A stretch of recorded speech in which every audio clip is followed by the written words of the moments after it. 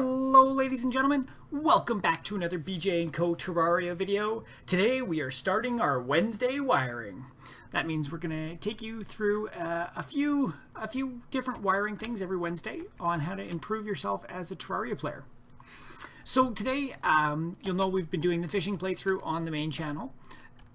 So with that, we thought a great one to start with is a bait farm, because we will likely be implementing this on our fishing world right away, just to help us get more bait. Now, right off the bat, before we get into it with bait, there are all sorts of different kinds of baits, from worms to grasshoppers to butterflies, lightning bugs, the jungle things, grubby, buggy, sluggy. So all sorts of different bait. All of them have different bait powers. There's also stuff you get from the angler that's master bait, journeyman bait, or apprentice bait. So in order to farm bait, there's a million different ways. Most of the bait can be got out of breaking things. So, you know, right here we've got a rock, we break it. Oh, there's 2 worms out of there. If we've got a bug net, we can catch them. You know, there's also a chance of breaking, when you break this stuff, that it goes away. Oh, it's got the strange plant while we're here. But it's the rocks and stuff are the biggest hit that you get for it. The best bang for your buck. So in order to make a bait farm, we're going to be breaking those sorts of things. And by doing this, we're going to make some platforms where the stuff can grow, as well as making a way for it to break with wiring. So what we're focusing on here is we want to go with the jungle stuff first, the sluggy, buggy, grubby, because they have the highest bait power typically compared to worms and grasshoppers. Worms, I believe, are what, 25%? Where did my worms hide? Am I blind, guys? No, right up there. So 25%. Grasshoppers are 10. I think the sluggies and buggies can go all the way up to 40. So we're going to focus on jungle plant. But an interesting thing is there's a max cap on how many critters can be on screen. So for the combined jungle, there can only be 8 of them on screen at a time. And for the worms, 5 on screen at a time, and grasshoppers is 5 on screen at a time. So in order to make the most efficient farm, what we're going to do is kind of do a mix of worms, grasshoppers, and the jungle guys. So first thing we want to do is clear out a nice little area. Doesn't have to be too huge based on our limits, and you can always kind of set it up in an area like I have here where I can expand to the right or to the bottom as I feel fit. So then the first thing you want to do, we're going to start with some jungle up at the top. So in order for jungle to work, what we're going to be doing is first you need mud blocks, because we need somewhere to plant these jungle seeds. And actually, this is not going to work well here. You'll notice how stuff's growing down from the roof. That's going to impede our jungle plants.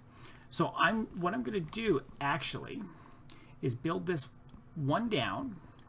And the reason I'm doing it this high is just so I can fit through it to make adjustments. You can also cut it down so there's only 2 gaps between everything. And that kind of makes it so that you're getting the most efficient use of space. But I do want just to be able to make quick fixes or anything if it happens, because I find sometimes the actuators that we're going to be using bugger up on me. So yeah, we're just going to block off the roof so nothing will grow down.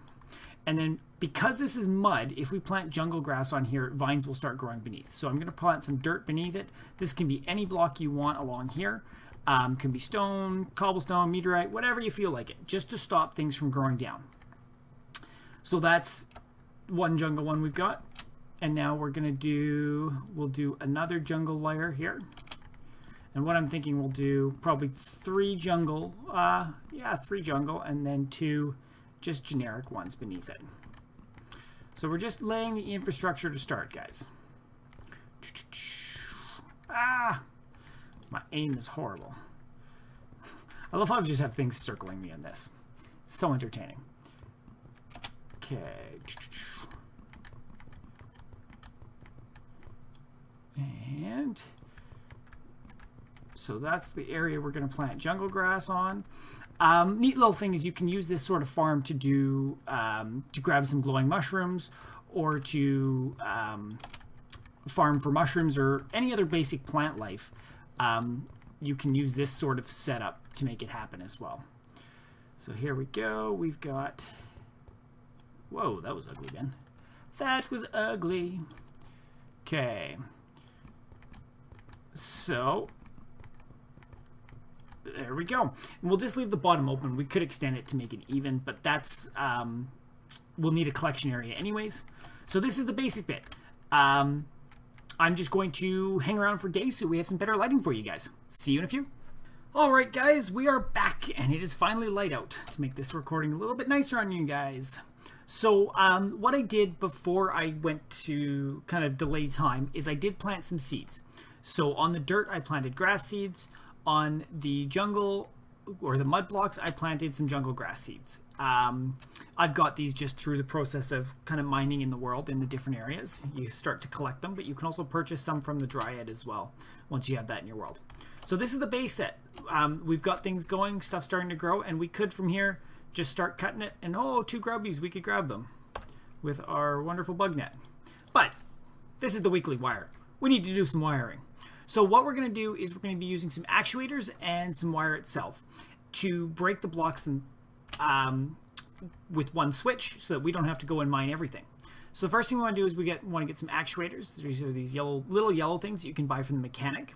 You can get the mechanic once you have purchased or beat Skeletron. You can find her down in the dungeon somewhere.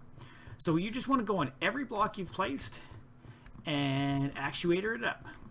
Oop. Except you don't need... I always suggest bringing a wire cutter just in case you make a mistake. You can come and cut the actuators with the wire cutter. Because as you can see, if you're as good at placing stuff as I am, you'll make a few mistakes. So we're just going to actuate everything up here. Okay, so once you have it all actuated up, you want to pick where you want your lever to be. This can be a switch, it can be a lever, it can be a pressure plate, whatever your preference is. I like the levers just because they're big and obvious. And then we want to wire this all together. So I'm just going to start this way and go all the way up. And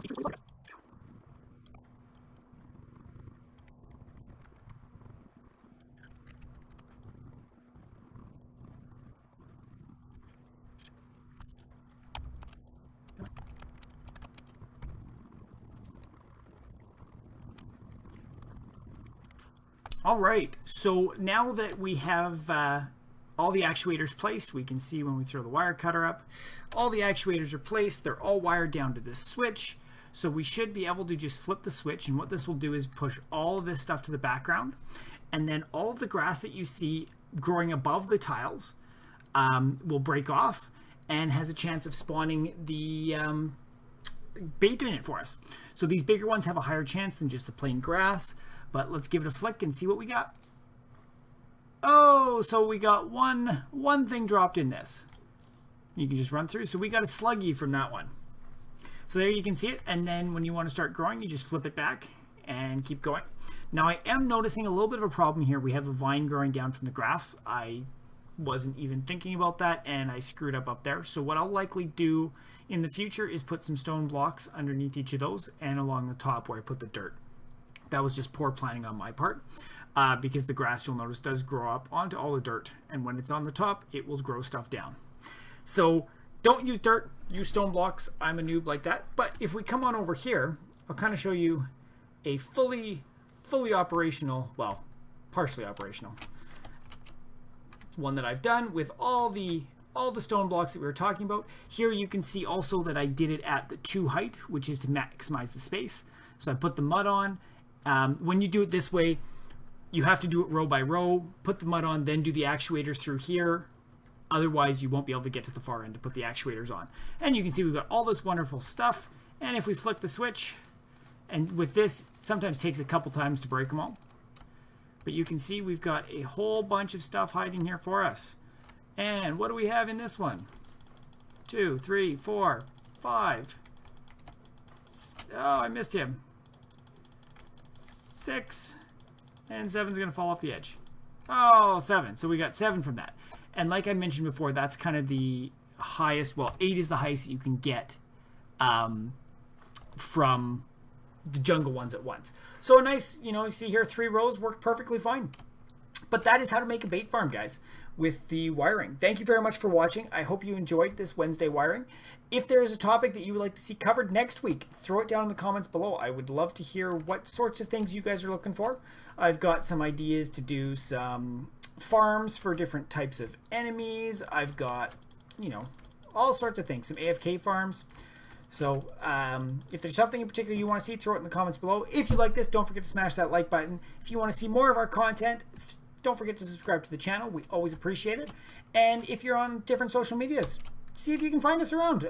We've got all sorts of different profiles: Facebook, Twitter, Twitch, Tumblr, all that fun stuff. We'd love to see you in the area you like to hang out.